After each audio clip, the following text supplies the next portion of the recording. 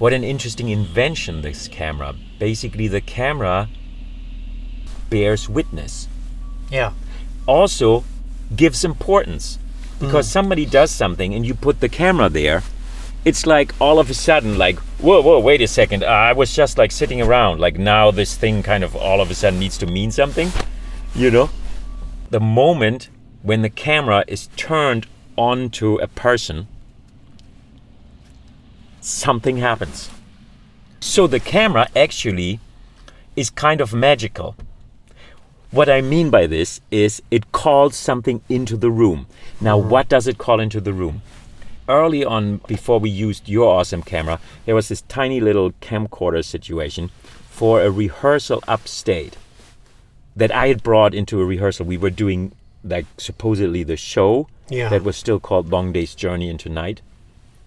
And I had the camera there and Fern said, this camera makes me really uneasy.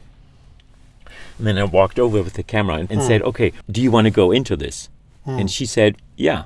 And I brought the camera over right on her, put the text right next to the lens. And I said, okay, you can say anything you want or not say anything. But if you say something, it can only be text. I hate doctors. They'll do anything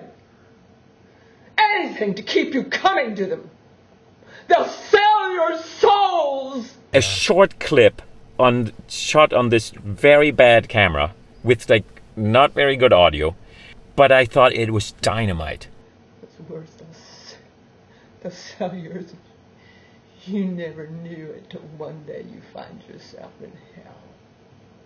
It was as if the camera brought something into the room.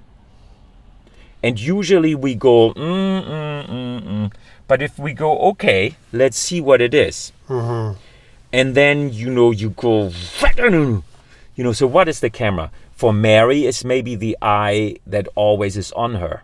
And nothing is right she ever does, or who knows, for somebody it could be like the eye of God, bearing witness to all your faults, And so with that, we did a bunch of workshops, the camera as a performance space.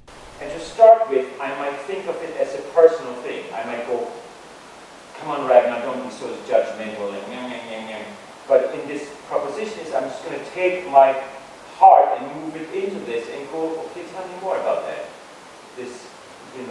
So there is me, but there's also the thing that's talking to me. Unfolding this kind of Fern experience, like what is happening to me in front of the camera. That's right. And what if I followed that?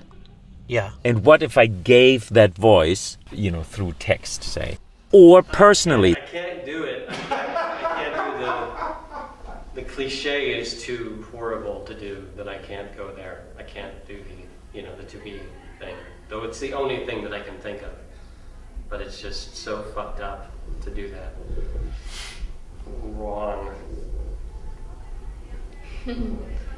No! Ah! Yuck! No! Not that. Not that. I mean, that was an interesting one, because the camera was the provocateur, right? There was the provoker. But then there was also what was happening in the room, which was also a provocation.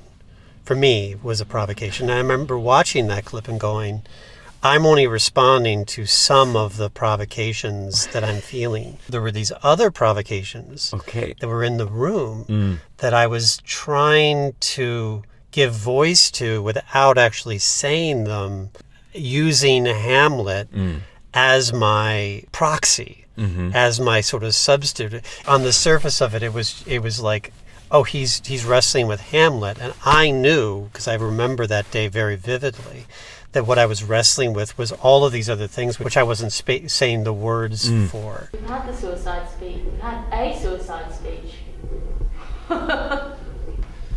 What? Wait, what do you mean? Was it kind of like an energy, or was it like imagination? Energy. Yeah. I have this wish that I had been able to speak to what was happening maybe a little more truthfully. What do you mean by truthfully? Meaning that my words that I was saying were matching what was actually happening in the room with other people, with the other people in the room. Where did this come from? Were you not in the room? What? Came from one of the portals. Oh my god, I missed it. Yeah, right, no, now I remember it. Kitchen sinks turning into graves. And refrigerators turning into tombstones.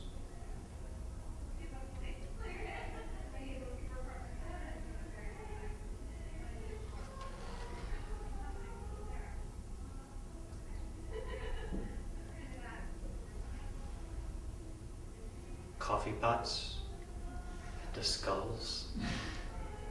It's like, the performer is kind of like the lens, as if all the light gets bundled, Like a sphincter. and then it kind of it's like shot out of there. Yeah.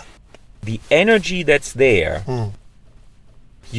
has to go kind of through a human being.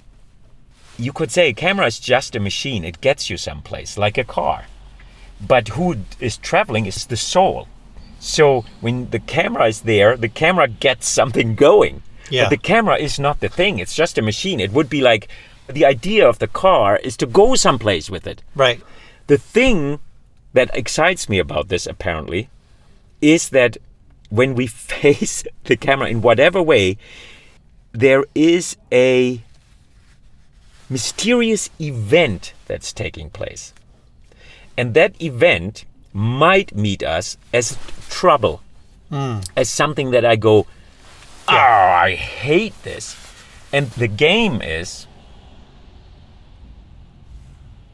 to turn towards that energy and to kind of let our human mysterious being interact with that. And that is kind of like out of control, but it's not in the control of the performer. It's also not in the control of the director. And in a way, when that occurs, everybody is kind of finding life a little bit enjoyable. And you go, this was amazing. And you go, I know. How did it happen? I don't know. And maybe that's experimental. You go, I'm going to do it and see what happens.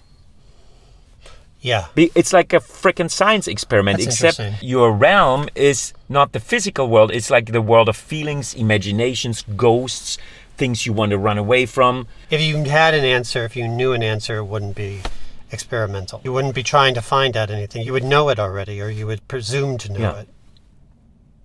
And then there's no reason to get out of your rocking chair. You just go, Mom, I know it all. But with this little thing, this little hunch, when you do something with it, something else happens.